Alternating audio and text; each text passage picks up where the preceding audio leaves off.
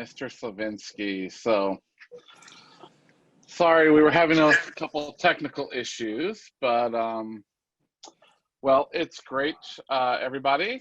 I see lots of people joining from all over today to hear. Man, it's been a while since we've had the Shawn and Sean show. It's been a couple years since we've done one of these, Mr. Slovenski. So, but the good thing is your hair is still the same color.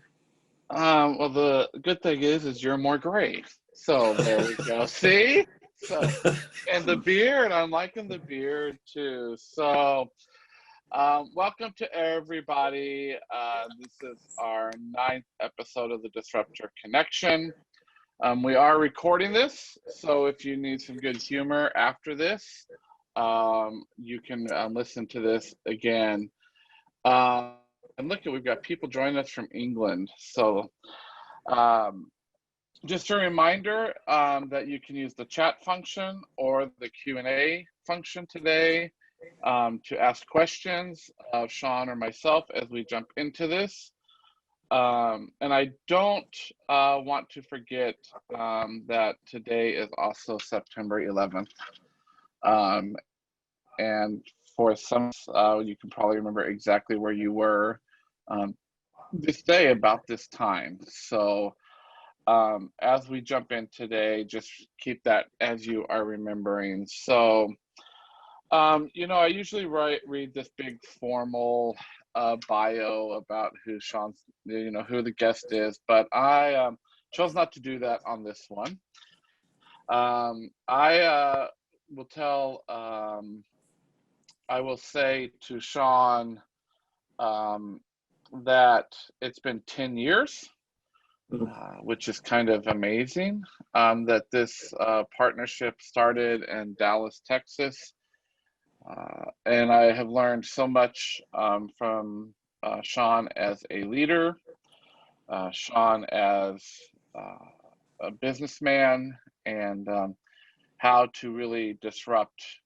Probably why this whole Disruptor Connection is happening, because of what I learned. But you know, Sean, there's a lot of chatter out in the world right now in healthcare of why did Sean Slovenski leave the biggest company, Fortune 1 company in the world, where, you know, there was disruption happening, to go to do something else first.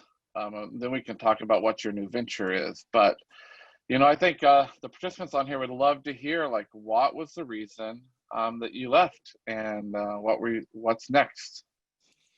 Well, thanks, Sean. And first off, I thought in my contract to do the show today that you actually had to go on about 3.5 more minutes to compliment me.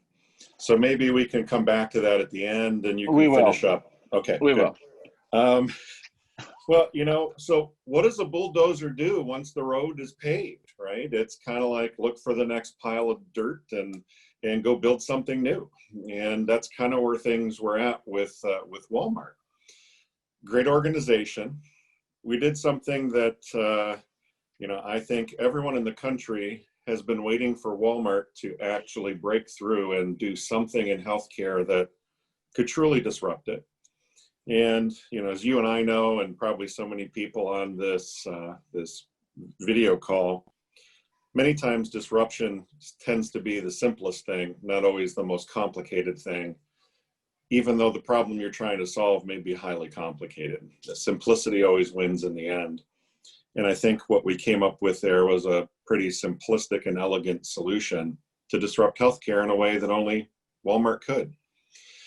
And so, you know, baked the recipe, got it tasting just right, did everything I can do. And as you know, about 3 years in, roughly, is about when my skill set starts to wane. It's time for somebody else to come in and just keep replicating the recipe across the restaurant chain, so to speak. And I'm on to solve the next big problem. And, you know, this, in my mind, based on what I've seen happen with COVID in this country, the two next big problems are diagnostics, because that whole space has failed us, I think, as a country. and immunization, which is getting ready to fail us. People just don't know it yet. And this little business BioIQ that, quite frankly, I've heard more people say BioIWho than BioIQ, but now people are starting to know the name. Actually attacks both of those sides of the coin, diagnostics and immunization, in a way that, quite frankly, I think is quite disruptive and already scaled throughout the country. So I left the dream job because I got done cooking the recipes, and it's time for somebody else to step in and do their part of the journey. Yeah, Sean. So I am thinking back. I think this is our 6th or 7th venture, and for many of the listeners on here, you probably have seen that not only is Mofi but myself have joined to help the BioIQ team. And Sean, one of the amazing things that I've learned already is what you said was around the BioIWho, right? Like, people didn't know how, and the spans and the the amount of participants that they test for us here in our country that they handle. And Justin, the founder, used to call it the Netflix of diagnostics, right? But I've heard you talk recently around how does it become the Uber to diagnostics and take on the big ones, Quest, LabCorp. How does it disrupt what they do? And I love that analogy, but would love to know, and I think the group here would love to know, what are your thoughts around that? When you say the Uber of diagnostics, what does that mean to you? Yeah, well, I guess I'll back up for a moment and describe a fundamental issue. It wasn't that, using the Uber example, it wasn't that lots of people didn't need a ride somewhere who didn't have a car or just weren't in the mood to drive. It's that there weren't enough taxis to get people from point A to point B. And that's very analogous to the diagnostic space right now.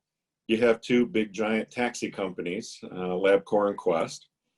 They're very good in their own right, but they've consolidated a lot of the industry. They've turned more inward instead of outward in their capabilities. And essentially they own the drivers and they own the cars. And that's a hard model to scale when you have so many people needing a ride. When you look at what's going on with diagnostics right now, the first step in everyone's healthcare journey somehow starts with a diagnostic. What is going on with me, or what should I be thinking about, or how healthy or unhealthy am I? It starts with some form of a test. And oddly enough, in the healthcare space, and this is one of the things that I took from Walmart and the experience there, because I didn't really appreciate, and I know you and I have talked about this a lot. We've done big things that have scale to them, but you never really knew what scale looks like until you've really worked within Walmart. And I would say that is true across any other company in the country and the world. People may have worked at big companies before too, but when you get in Walmart, you realize, oh, yeah, no, I don't really know what scale means. Now I do. And so, here we are, every human being, whatever their age, needs some form of a test in their journey for health at some point in their life, many points in their life, the older that they get. And there's only 2 taxi companies to take that ride. Unfortunately, there are 300 some million people in this country that need a diagnostic ride, but there's only 2 taxi companies to give them that diagnostic ride. And what we saw in COVID, they can't handle it. So a BioIQ, and I know we're not trying to make this an infomercial for BioIQ per se, but just to give credence to the point. Here's a little company, and there's some others out there that do this too, just not to this scale. We don't own any of the tests. We don't own any of the laboratories, but we own the entire experience, platform, analytics, and process and quality to make sure that the right test gets to the right person at the right place, done quickly and conveniently, and they get a result and they get a consult on that result so they know what to do with it next. And we can do that at a scale that the two taxi companies combined can't do today. So that's where the Uber analogy comes in. Lots of people needing rides, lots of people needing tests, only two taxi companies out there. It's time for something different and at scale. And so it's just ripe for disruption. Awesome. And yeah, Shawn, I would say to everybody, sometime in your career that you need to work within or with Walmart, and you can truly understand scalability, you can understand supply chain, you can understand logistics. The last 2 years taught us as a company so much about that. Shawn, we're starting to get a lot of questions, and one of the questions from Raviv was, what did you mean by immunization is getting ready to fail? Oh, yeah. So here's the blessing and the curse, being in the thick of this whole COVID thing, and especially the benefit I had sitting in the chair at Walmart. You get to see and learn about what's coming in many cases, because Walmart, CVS, Walgreens, Kroger's, etc., you know, they're the distribution point by and large for most vaccines in the country. And by that nature, you get clued into what's happening next and where the supply chain is. So here's the real story so far. This can change at any moment because things do. But here we are today. We've got a handful of vaccines that are going through a trial. Some or all or none may actually make it. Those that do make it, because we're shortcutting the refinement process and the testing process by almost 2 years, we're going to find that the expectation is that they're probably only half effective compared to a normal vaccine, which would be somewhere in the 80% range or higher of effectiveness. So right out of the chute, because we're rushing it, which isn't a bad thing, it's just, let's be real about it, it may only be about 50% effective. So that's number one. Number two, because the entire testing and therefore refinement process hasn't seen the full life cycle, usually in the early stages of a immunization, they need special refrigeration. And there were a couple articles that just came out over the last several weeks, groups starting to expose this. But when you look at the supply chain for distribution of vaccines, like the flu shot, for example, it's going to be grocery stores and pharmacies predominantly, then doctors' offices, community centers, and group settings like that, maybe an employer. But the big volume typically comes from retailers. The level of refrigeration needed to keep these viable so that they can be administered and be almost half effective either needs to be so low that most freezers cannot accommodate that temperature in a grocery store, let alone the refrigerators that are in pharmacies. Some need to be cooled to a level, but not near freezing, that still goes below normal temperature settings for normal refrigerators and pharmacies. So what we're going to find pretty quickly is we don't have a distribution chain that can maintain the viability of the vaccines, depending on the timing that they're released and how refined they are. We're either going to burn up a lot of refrigerators quickly, or we're not going to be able to keep the samples the way that they need to be. Add on top of that, that at this point in time, there aren't enough needles and glass vials in the United States to hold enough doses to distribute the vaccine for the entire population. So while you see on the news, vaccine may be coming in September, October, November, or first of next year, that might be true. But there's a big reality around it in terms of its viability, how it can be distributed. I don't care if we have 8 billion doses of it. If you can't keep it fresh and you can't distribute it, then why have it? And so these are the things that you're going to start hearing more about in the news as they become more readily understood. And you might want to buy some stock in refrigerator companies, is my guess. Wow, that's awesome. All right, we have another one here, Shawn, from Cody. He says, how do you assure efficacy in testing and immunization when rapidly innovating? And his comment was, keeping in mind that the number of failures across a handful of labs from small to one of the giants with COVID-19 testing? Very carefully, very painstakingly, and not easily. And, you know, a lot of times in business, people will say, well, what's your intellectual property? You know, how easy is it and quick is it to replicate what you do? And again, coming back to the term simplicity, sometimes it's not some fancy chemical mixture that makes this amazing compound like super glue that no one's ever heard of before when it was first invented. Most times, those things that are the most meaningful and difficult to replicate are because they're not easy to do.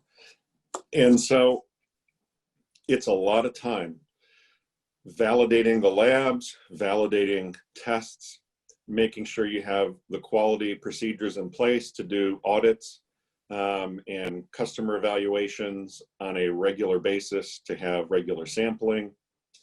It's actually a huge piece of a business like BioIQ. It's just most groups think, oh, I'll whip up together a bunch of labs and some cool tests that might be coming out. And then we can say we've got a bunch of labs and we've got a network and we're ready to go. Until 5 days after you try to ship an order and you realize, oh, well, one of the labs closed and, you know, one ran out of supplies and, oh, they got the samples, but they lost it. And there's just so much that goes into this because there's so much error that's available to happen. It is a painstaking and very difficult to replicate, especially at scale, doing this type of work. And, you know, I think that's another piece of this entire industry that started to fall down. Once the big guys tapped out on their capacity, everything fell to the smaller groups that are out there, like BioIQ and others. And not everybody has these quality measures in place. So you started seeing, and you've seen it in the news, 5-week delays on getting results, that kind of stuff. So it's painstaking, to say the least. Awesome. Well, one more around this, and then I've got a couple questions for you around disruption. So where does digital diagnostics play in your vision for disrupting the industry? Their understanding was that the big lab players are planning for a future where 70% of what they do, in vitro diagnostics, will be replaced by digital alternatives. So where does digital diagnostics play in your vision, Shawn? Realistically, one of the things that I tend to find is not much really changes in healthcare and not much changes really quickly. One of the downsides of getting old is that I can predict the weather with my arthritic knee about 3 days in advance. One of the upsides of getting old in this space is you've seen it all before. And let's just take telehealth and telemedicine. I remember doing my first telemedicine visit back in 1992 at a General Motors facility with, at the time, I forget the name of the service, but it was basically hardwired cable between the different plant locations. And we'd have a medical director meet with employees at other plant locations so they didn't have to have doctors at every single plant location. And back then, the sentiment was, in 2 years, you won't even need physical doctor's offices anymore. So that's 1992. So when, we'll call it formal telemedicine, started really coming into play about a decade ago, roughly, same thing, right? It's just online meeting software where they replicated the physical nature of an office and the whole queuing process, but they just put it online and had more doctors. But it really wasn't anything new. It was just a different way of doing a doctor office visit. Hey, in 3 years, we won't need doctor's offices anymore. Digital's going to replace everything, blah, blah, blah, blah, blah. Well, it took COVID for that to actually happen. And it's still not really happening once COVID dips down. And we can talk about that later too. Also, you know, same thing around the digital diagnostic space. I've been hearing that for at least 9 or 10 years. I'm guessing I'm going to be hearing it for at least another 4 or 5. I think that people are more receptive to it now thanks to COVID. And I think people are more open to receiving care diagnostics that way. surveys replacing blood tests because they've gotten that accurate. But I'm not sitting here going, oh my gosh, let's get out of the business because that's coming tomorrow. I just don't buy it. And I've just seen too many occasions, and I can give you another 10 if you want, of this is going to change the world tomorrow in healthcare, and 10 years later, you're still sitting there going, hey, in 2 more years. It's like, yeah. I heard that 20 years ago. So let's be real about what will and won't happen and take a multimodal approach to things, because reality and pipe dreams don't always go together very well in healthcare. Yep, and for those that are listening, let me tell you, I've been with this man since 2011, 2010. Worked side by side with him for 10 years, and his predictions on these cyclical cycles are pretty accurate. So I just wish I could predict the stock market that well. God, so do I. All right, so here's a couple fun questions for you, Sean. Simply, what's your spirit animal? Oh, wow, my spirit animal. I have 2, actually, but my primary one is an eagle. So that's my spirit animal. Kind of fly high, good vision, strike at the thing you can catch and eat the quickest. Always goes back to food for you. It does. Always right. Back to. You don't have any Twizzlers on here. I was so upset, Sean, that you didn't have any Twizzlers for this. I ate them earlier. Episode. I had to brush my teeth, so okay. You had to get the red out. That's right. Yeah. So being on the cutting edge and disrupting means you're most likely willing to take risks. What advice do you give to those that struggle with taking those kinds of risks to get more significant rewards? It's really simple. Be happy with what you have and quit bitching about it, or do something about it. It's that simple. If you're willing to take a risk, just assume you're probably going to fail on it, but you might get lucky. Even if you work really hard, you may not get lucky. But you got to take a risk at least 2 or 3 times to play the odds and have it pay off. Now, the payoff, you're always going to get a payoff by taking a risk. It may not be the one you thought going into it, but there's going to be a grander payoff than there would be if you did nothing. I have so many people, and this is me sounding like the grumpy guy now, but so many people that tell me they have this idea and my company does it wrong, and they should be doing it like this, and man, if I could do it, or if I'd start my own business, and then 3 years later, we meet again, it's the same story. They haven't done anything, and they're complaining about how they don't get paid enough and how they never got this promotion. And my response is, be happy with where you're at and shut up, or do something about it, but please don't talk about it anymore. And what you find is that motivates about 2 out of 10 people, and the rest just kind of think, what an a-hole, or they just kind of go, oh, okay, and they get happy with their situation and go, this is just how I am because I'm not actually a risk taker. You just have to leap. It can be as simple as just saying yes. Sean and I have done this many times. It's like, should we do this? This seems pretty risky. Just say yes, just do it. Just bite off more than you can chew and start chewing. 9 times out of 10, it does pay off. Doesn't mean it's easy, but it's the only way to go if you really think you're a risk taker, or you really want to change your circumstance. Yeah, and for all the listeners, I'll tell you, there's probably 3 conversations in our time together, Sean, that I remember. One was in November of 2015. What time? Exact minute, please. Yeah, I'll try to. Yeah, I know. And I was leaving. I had just resigned from my position as the Chief Innovation Officer at Xavier University, and you called me and you said, you need to start your own business. And I said, you are effing crazy. Like, I've never thought in my million years, like, start my own business. What are you talking about? And today we have 20 something people working in that business. But you said those same exact words to me. And you said, actually, Sean, you're too disruptive to be in any big company, but every big company needs you. So go start your own business. And then I remember in February of 2016, sitting over candied bacon and deviled eggs at a restaurant in Franklin, Tennessee. You looked at me and said, I want you to take this role on within the organization, and I need you to do this, this, and this. And I looked at you and said, you're crazy. I could never do that. I don't even know how to do that. And you said, yes, you do. And you got up from the table and you left. And I took that role on. And today, the reason I sit where I do and what I do is because of those challenges. And I've heard you say those things, the whole either shut up and be happy or get the hell out or do something different. I've heard you give that advice to so many people.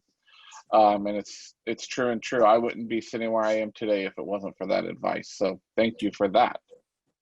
It's the only time I'll be nice to you, so just remember that. I was going to say, well, I'm writing this in my calendar like once every 3 years. So yeah, that's awesome. Right. You get it every once in a while. So going back to the televisit thing, Shawn, Ravi says, my wife is a cardiologist, and they went from 0% televisits to 60% to now around 15%. Is that what you were talking about? And is that what you were seeing across the industry, even with televisits?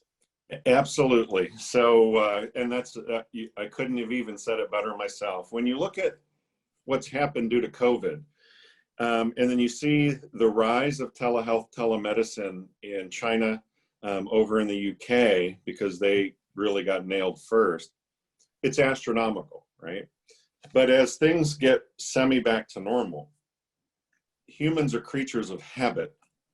And while they're more open to doing things electronically with their health, they want to go be with people. They want to see and be touched and be seen, and they want to do what they know.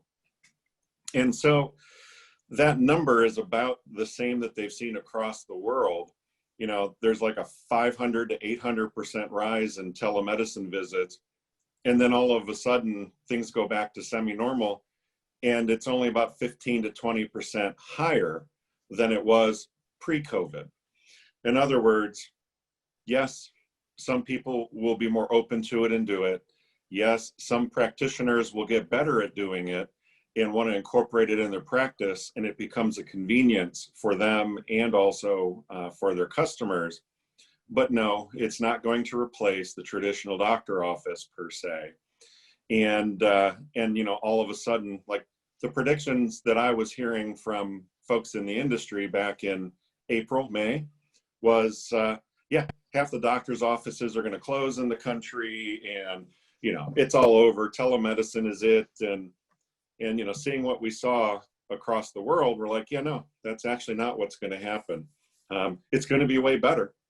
And instead of it being 15 years before it's ubiquitous, maybe it's more like 9.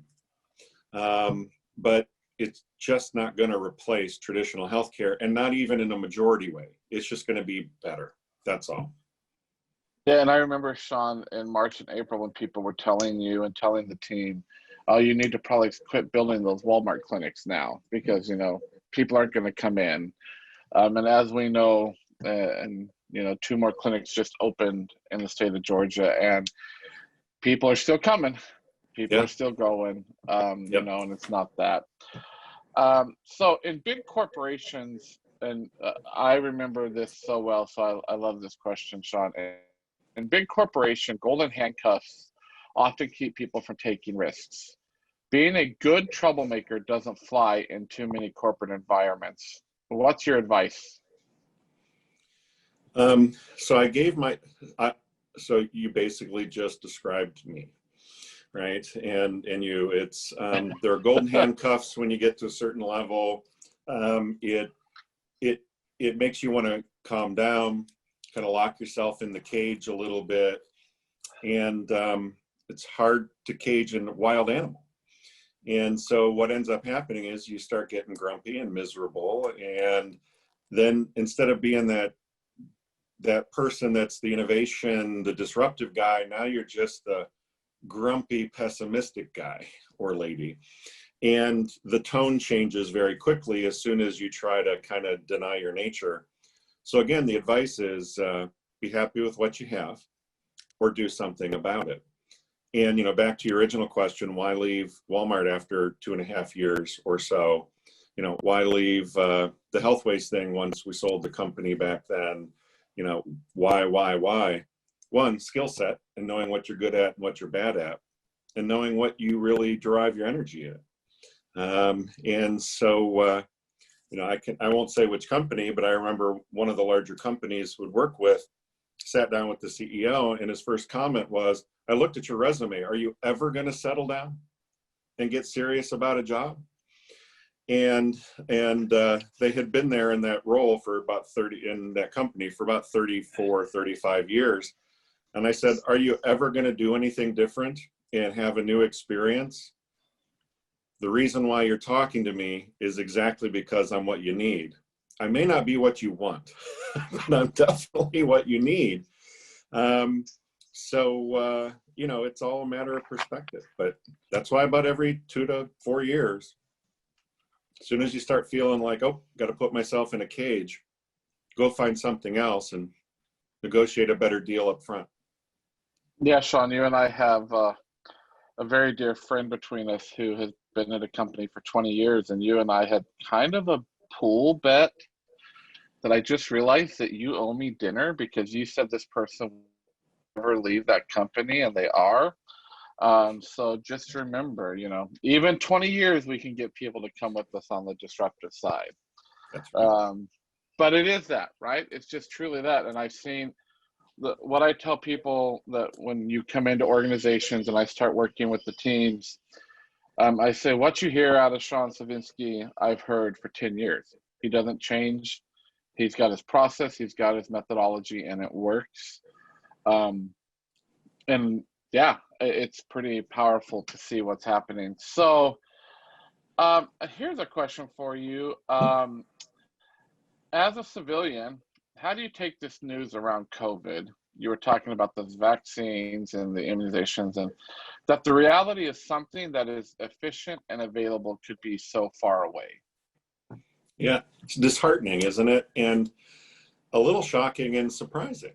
And this is where the whole diagnostic immunization space, which is really the front edge of any major disease, to sit back and go, wait a minute, so we're in America. We believe we can handle anything. We get comfortable with the fact that we have, you know, believe it's perfect or not, et cetera, but one of the better medical systems and experts and all that kind of stuff. You would just sit back and go, oh, it's just a virus, and oh, we probably got this figured out and handled. And then the whole country comes to a halt.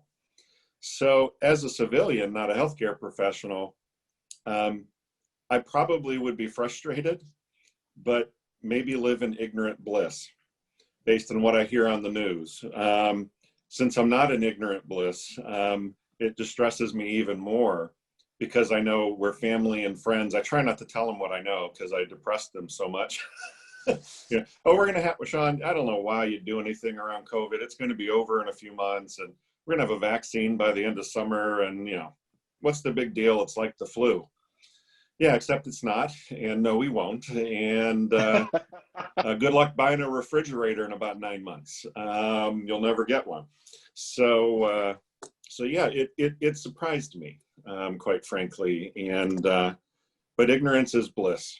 And unfortunately, those of us in the world here that are on the other side aren't living in bliss right now. That's why we got to do something about it. Yeah. Awesome. So first, making the argument that currently many patients are not aware of the concierge diagnostic or would have a bias even against using a smaller company. How do we convert patients and build trust, in your opinion, at BioIQ around this? Well, I think BioIQ or a variety of the other smaller groups that are out there, and when I say smaller as compared to like a LabCorp or Quest, been fighting that for a decade now, pretty heavily. And that's why most of these companies, like a BioIQ, have stayed relatively small, no matter how good they are. You're taking ground by the inch, not by the mile.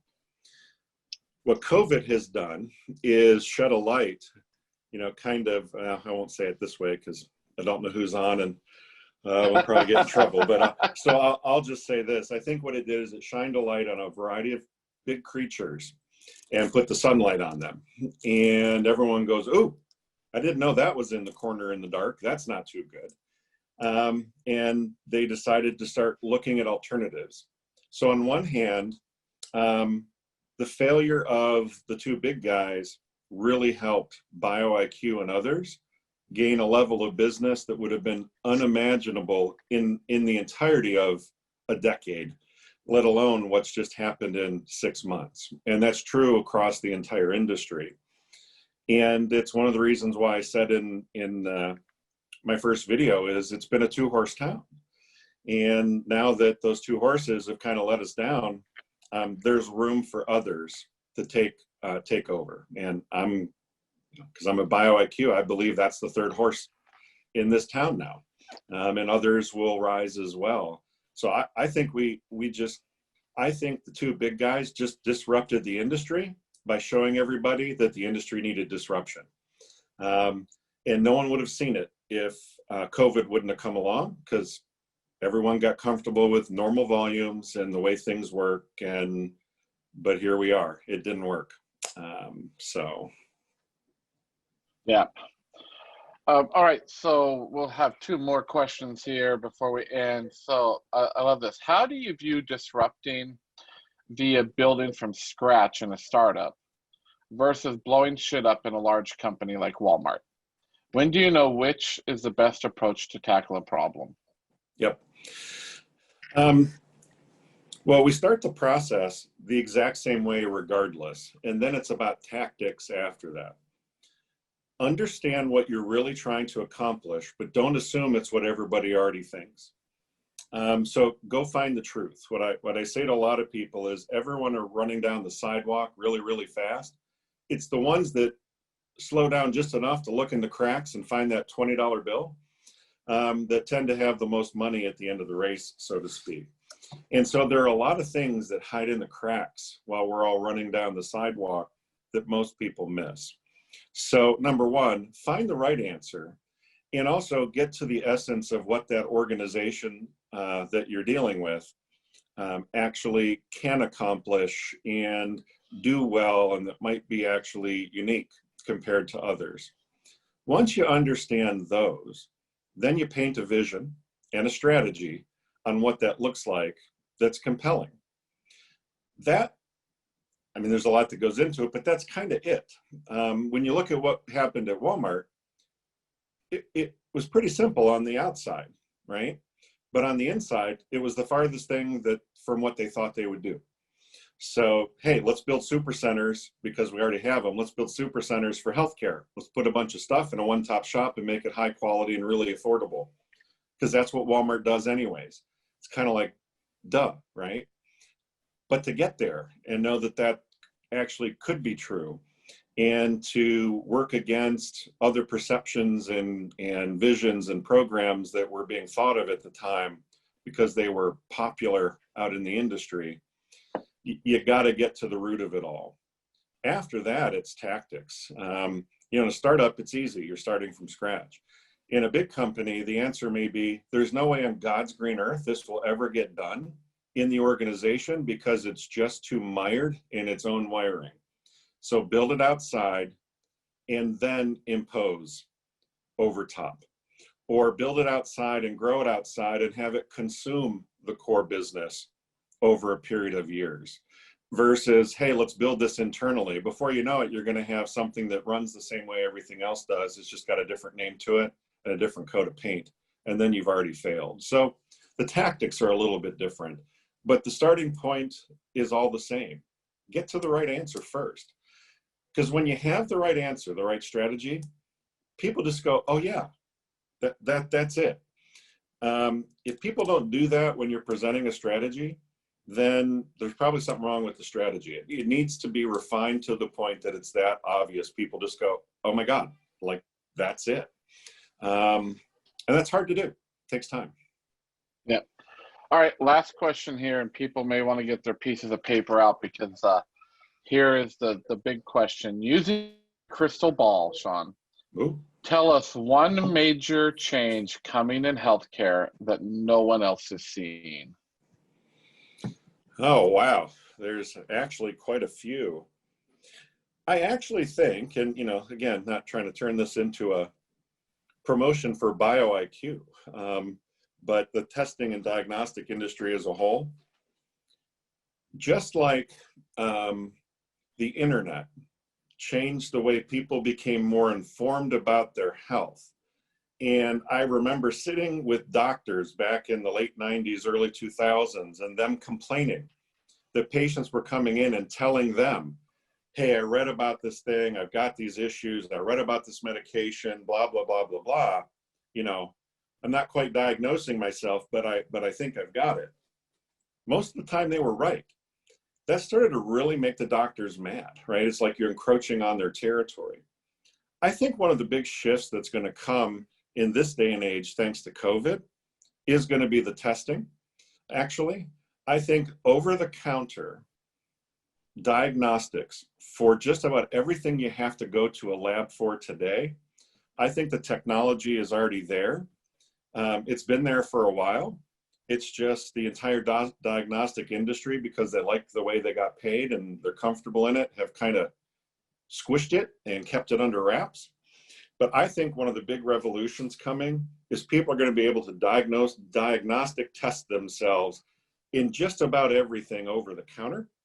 And therefore, they're going to be more empowered to take charge of their health and drive the medical system even more and demand more out of it more quickly.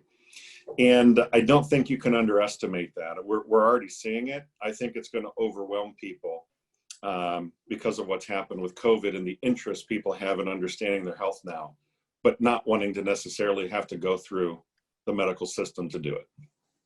Awesome. Well, thank you, Sean. We'll have you back in a few months after you've been and the teams at BioIQ and give some updates and some more predictions.